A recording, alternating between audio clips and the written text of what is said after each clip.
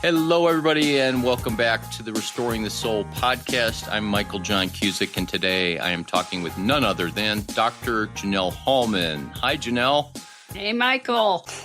If you've not been listening to the Restoring the Soul podcast very long, you might have missed the podcast. That's about 50 episodes or so back, where Janelle and I talked about her story and her background as a professor and an academic at Denver Seminary. Janelle has taught all around the world on trauma and sexuality and transformation. And she's been a colleague and a dear friend for close to 30 years. So I'm really thrilled to be talking with you today as a colleague here at Restoring the Soul.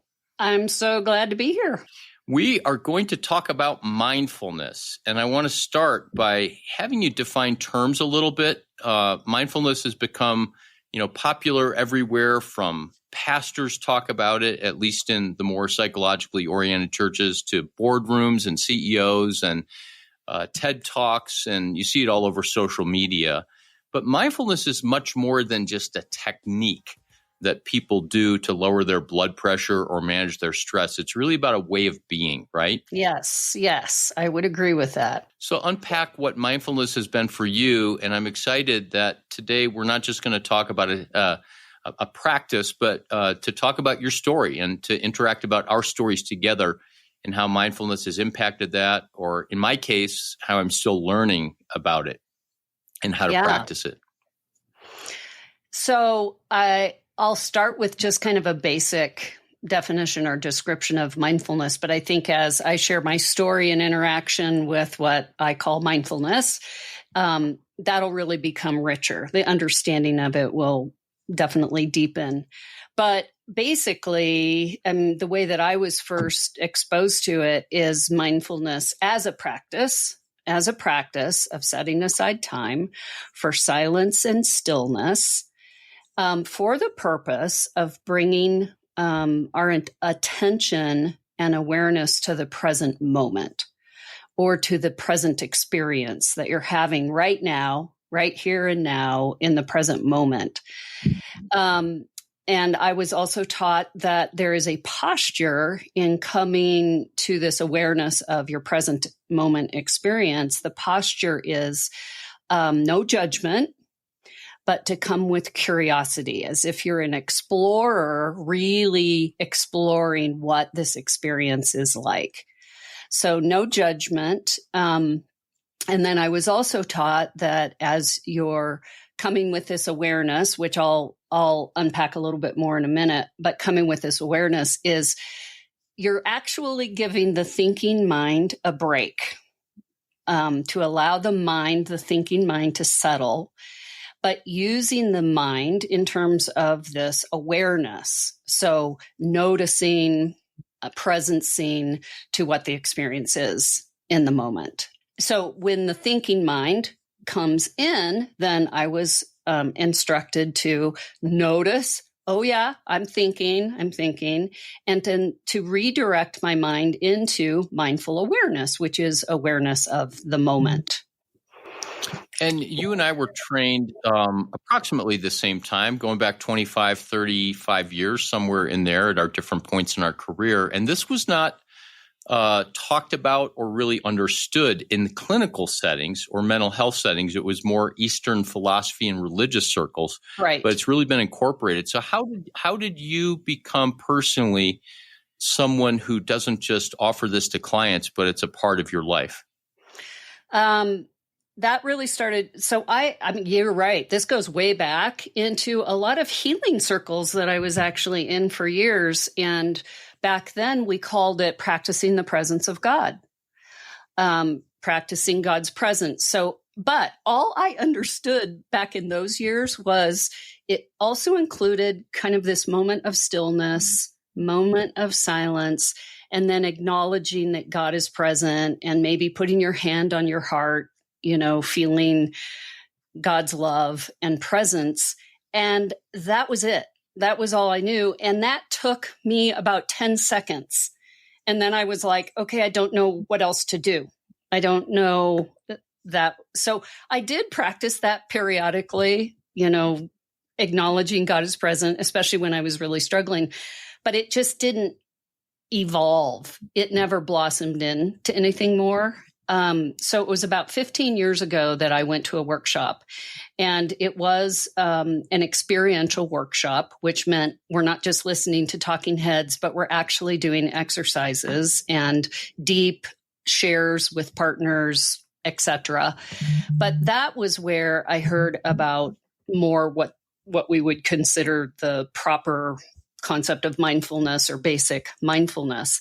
And so I was led in a mindfulness practice throughout the weekend of how, really they coached us on throughout our kind of silence and just bringing our awareness to our body. So that was a new piece right there, is like, bringing my awareness to my breath. They focused a lot on the breath, following my breath, exploring what is it like to breathe, feeling my shoulders move, checking in with my belly to see if my belly moved, just noticing the air coming through your nose. Well, this was like totally new concept for me of this is something I can do when I'm practicing kind of a stillness and silence. And it was kind of amazing. So I was kind of amazed. It's like, I've never even thought of something like this, of just exploring my somatic experience in the moment. So that was just a huge thing. And then this noticing, so noticing my body, noticing my breath, but also noticing when my thinking mind would come in, because immediately I would start narrating about my experience of like, okay, I'm sitting here in this room with people doing this kind of strange thing. I kind of like doing it, but this narration would start. Or I would start thinking about, I wonder what's going to be for lunch today, and kind of start obsessing over, I'm noticing that I'm really hungry and I wonder what lunch is. And I wonder if lunch is going to be on time, or if I'm going to, my mind would just start chattering. So the coach was like, now, when you notice your mind chattering, or, commenting about something, narrating, or maybe judging the moment, see if you can just take a nice deep breath and bring your awareness, allow your mind to settle back into noticing your breathing, staying with your body. So that was the beginning. And I thought there's something here. That's all I knew. I didn't know any history of mindfulness. I didn't really know much of anything, but I thought there's something here. And so the leader of that weekend asked if we were willing to make a commitment to start practicing this every day.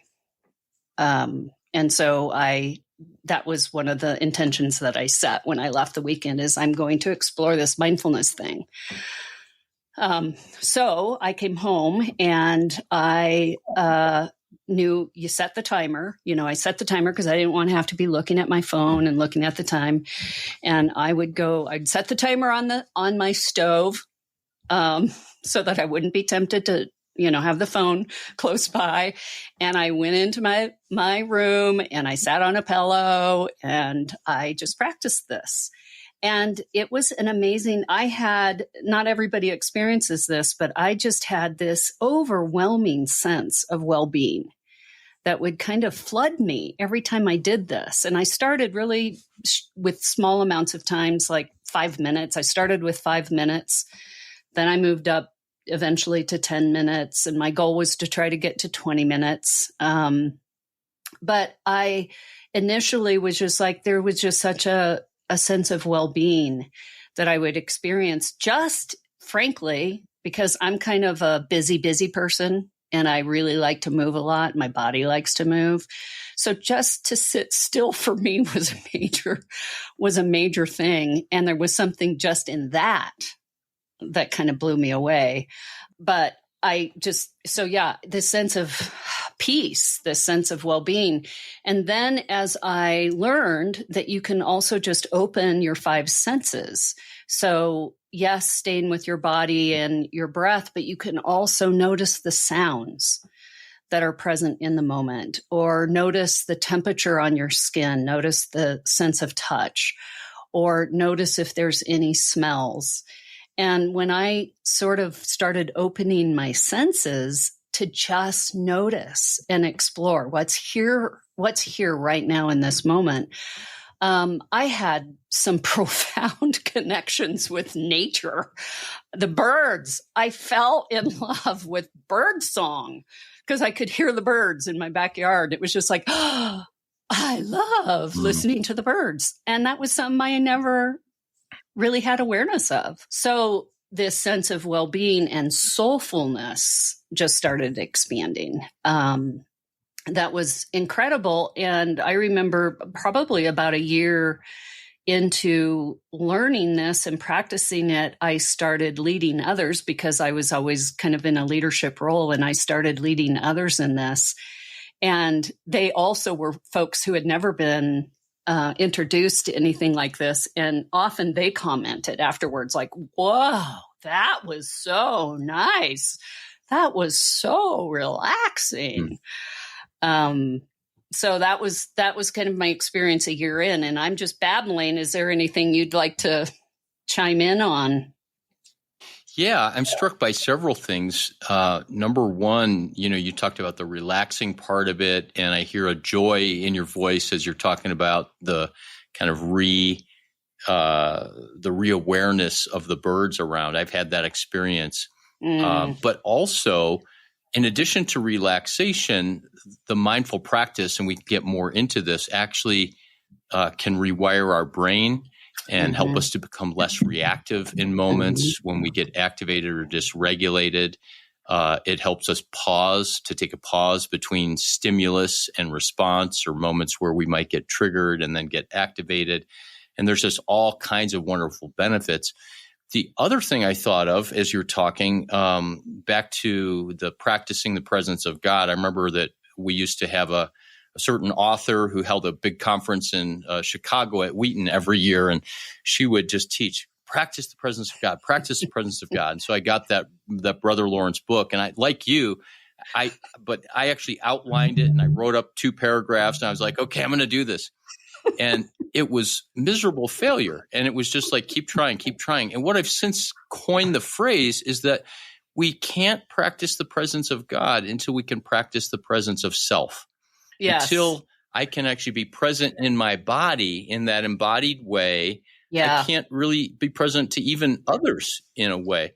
And that's the last part of what you said. You used the word soulful, and that it was a soulful experience. And just over and over, how as we work with clients and we teach people about what the soul is, and that includes their body, and the body is not bad, that when we begin to integrate the body into our other experience, how things just come together, and how spiritually and emotionally there's often shifts that happen that are not a result of our effort or our flexing our spiritual muscles, but things just begin to happen, which is really beautiful.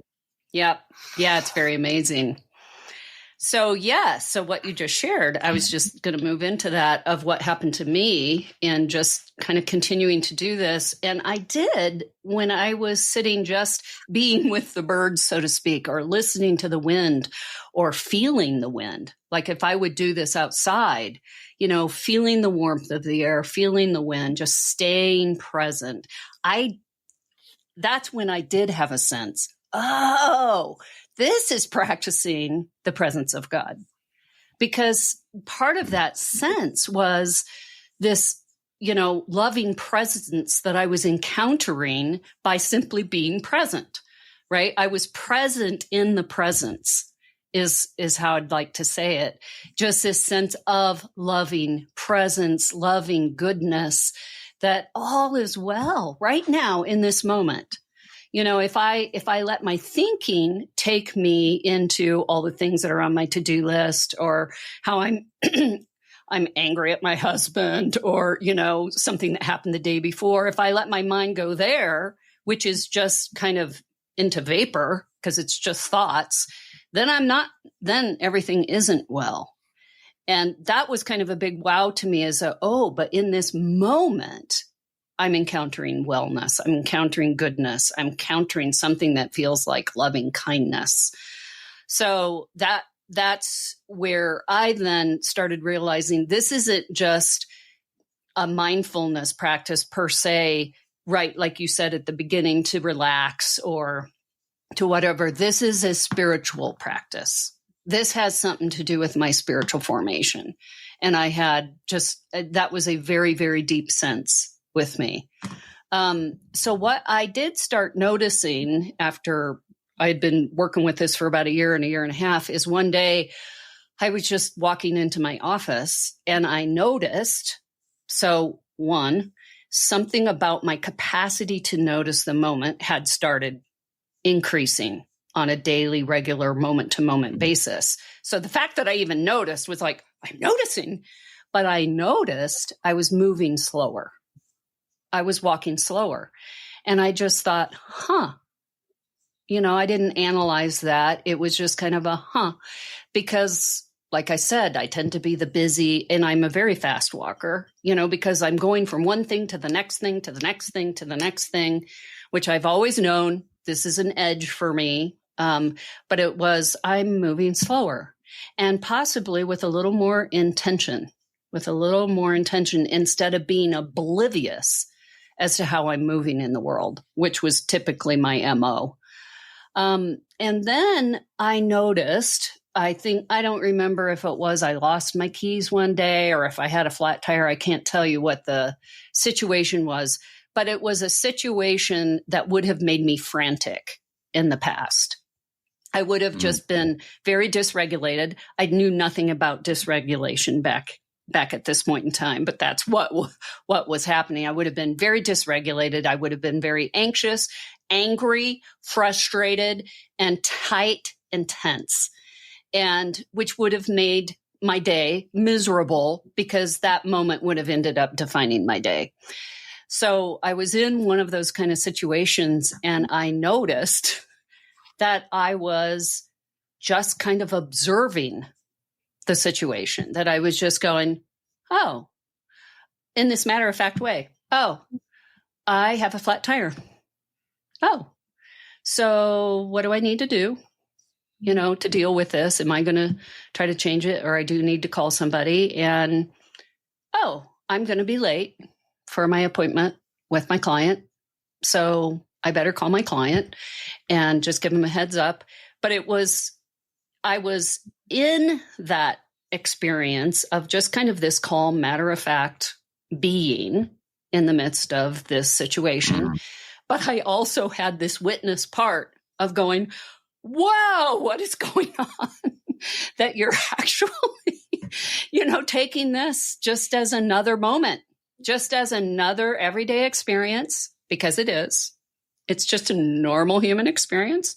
Tires get flat, and that was like, whoa, what was that? And I think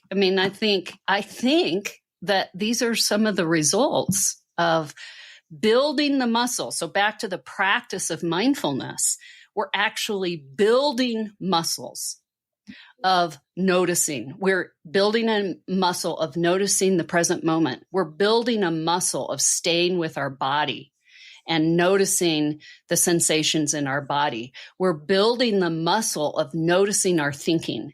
And if our thinking were to start catastrophizing that moment, if my thinking had gone that direction, perhaps I would have had the groundedness to go, I'm telling myself right now that this is the worst thing in the world that could happen. That why does this happen to me? Because I go into victim mode very easily, like I'm being punished by the universe. Why does this happen to me? Perhaps I would have noticed that, but my thinking didn't even go there, which was really surprising. But we're building this muscle of how to be with what is. Because there is a subtle acceptance that happens when we are in a mindful state of just noticing, and with no judgment. We're not trying to fix or change anything, but to just be with. And so it really is this hidden, I'm accepting my experience in this moment. It just is what it is. And I'm being with it.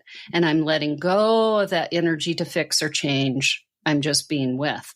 And so I kind of call that an unconditional radical acceptance, which I've taught, to a lot of clients. But it was like, oh, this is the method of actually building that capacity, cultivating that capacity so that we've got that muscle in place. And that's why I'm so into this stuff and why I teach every client that I work with. Because this is rather a simple, not too complicated thing to bring into your life on a daily practice, but also on a regular basis. It's absolutely life-changing. And I still have a lot more to share about my journey because this isn't the end of it, but this is what I started noticing. That's a beautiful story. I love it. The handful of times I've experienced in my own life when I experience something that feels so different, but it's not directly because I did it. I didn't set out that day to say, I'm going to be more patient at the grocery store, when there's a long line or when someone's taking too long. But something kind of rises up and it seems foreign, but it seems me. And I love the fact that the way you talked about that, it was like, whoa, what is this? And in Galatians 5, in the Message, Eugene Peterson talked about the fruit of the Spirit. And he said that fruit appears in our lives the same way that fruit appears on a tree. It just blooms. It just shows up. And yet there's all that goes on behind the scenes where the sun shines and it rains and where they may fertilize and they have to prune the trees. And yet it just appears there. And it's interesting because the paradox is that we have something to do with it, but we don't directly bring it about. Right. And, so many people that we sit with are frustrated because their faith, their beliefs, the Christianity that they were given, I'm supposed to have this abundant life and I'm supposed to have joy and patience and kindness. And I'm, losing it in traffic when people cut me off. They don't realize that, and let me talk personally, I have not realized that there's actually this exercise or practice that I can do, as you said, to strengthen that muscle so that one day when we need that muscle, it kind of flexes itself automatically and we don't find ourselves reacting. Yeah, it's kind of amazing. Yeah, and far beyond that moment of that your day didn't go down the tubes because of losing your keys, it also adds to our ability to, as you talked about with loving kindness, our ability to be patient with others, to be kind to others, to love others, to have a perspective of other, not as bad, but as just facts, just people who are people and human. Yeah. Well, and I would say, I think how that has happened for me, Michael, is in that example that I used, I was patient with myself. There was just this patience of being with and just letting, this unfold and making the decisions that I need to make. And I didn't beat myself up for losing my keys or having a flat tire, which is also really cool. Because I had been practicing not judging whatever might come up in my experience in the moment, which was still a fair amount of thinking. Or I might I would ponder about a situation that would have brought a lot of judgment. I worked really hard on just noticing I wanted to judge. And those judging voices were probably already going, noticing the judgment and letting it pass. And bringing my attention back to my breathing, because I loved following my breath. Just following my breath just felt so good. Following my breath. I'm alive. This is God's breath in me. Every time I breathe in, God is giving me another moment of life, So there was also this muscle building of not judging, of letting go of the judgment, letting go of the impatience, which kind of takes me into the next thing I was going to share, because about a year and a half into this, oh my gosh, it became so hard to sit and do a mindfulness practice, which was really a time with God for me, because I would be in his presence. That was a part of my, sitting down and just acknowledging God is present. And I'm going to be with what is right now. It became so hard for me to do that. I dreaded having to do it, because what started happening is, my mind would not stop. my mind was just constantly thinking, constantly distracted, constantly going all over the map. And then what started happening was my body was extremely restless. It didn't want to sit still. It didn't want to be silent. And I remember talking to some people who were kind of masters in this, and they said, well, then why don't you move? Why don't you let your body move while you do it? That didn't really even help. I was agitated. I was frustrated. I was restless. And I was just wrestling with this. And I kind of came to the conclusion that I can't do it. I just can't do it. And yet there was a part of me, it's like, no, I've read enough about this at this point to know that that's not true, because part of mindfulness is to stay with your experience. So what if, Janelle, you stayed with the restlessness? What if you explored restlessness to see what it's really like to be restless? What if you stayed with the anxiety? Because a lot of anxiety was surfacing whenever I would kind of still myself. What if you stay with it? What if you just explore it, see where it is in your body, follow it, staying with your breath, still being extremely mindful, noticing your experience. So that was a very deep, profound learning for me, because I was in the story big time for quite a few years of, I don't have time for this. It's like torment for me to sit. But the more that I stayed with my torment and the restlessness and listened to my anxiety and stayed with my anxiety, that is when some deep, deep transformation started happening in me. Because what I realized when I stayed with those emotions is what would come up is a memory, or what would come up is a current situation that I was avoiding, that I wasn't facing. And so often my mindful noticing would lead into then a time of journaling, where I would then just start journaling about the pain of this situation, or about my fear over something else, or about my restlessness, what was at the core of me being a person who was always doing. I was always on to the next project and not being. I didn't even know what that meant. Years ago, people would say, Janelle, you just need to be. Well, what is that? Well, being is what I was practicing, is to just be and take the time to nurture myself, take the time to explore these deeper places in me.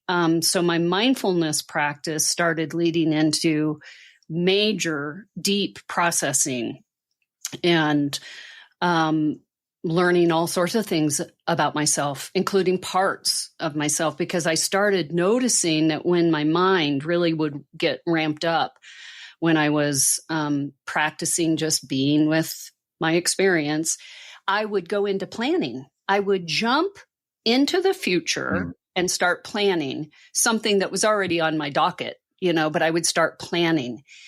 And that felt so good to me to plan. There was like, a little wash of, oh, I'm so happy when I can plan, because I can organize and I get this sense of control over my life. And then realizing, oh, that's what all this planning is about, is to gain control on my own terms. And is there a place of me letting go of that kind of control, letting go of the illusion of all the planning, future planning, it's just illusion, and to stay in the moment, accessing what is here right now for me in this moment. And then I also realized I had a rehearser. I would rehearse. Same thing. It was kind of the same thing of, if I can get this down and if I can say this perfectly to this person or whatever, then everything will be okay. And it's like, no, why don't I stay with what is not okay? Just stay with it, face it, and feel it. So that was a huge, it was very difficult time, but it was a huge piece of, I think, deeper transformational work that really came about through just staying with a mindful practice. So we've wrapped up another episode of Restoring the Soul. We want you to know that Restoring the Soul is so much more than a podcast. In fact, the heart of what we have done for nearly 20 years is intensive counseling. When you can't wait months or years to get out of the rut you're in, our intensive counseling programs in Colorado allow you to experience deep change in half-day blocks over 2 weeks. To learn more, visit restoringthesoul.com. That's restoringthesoul.com.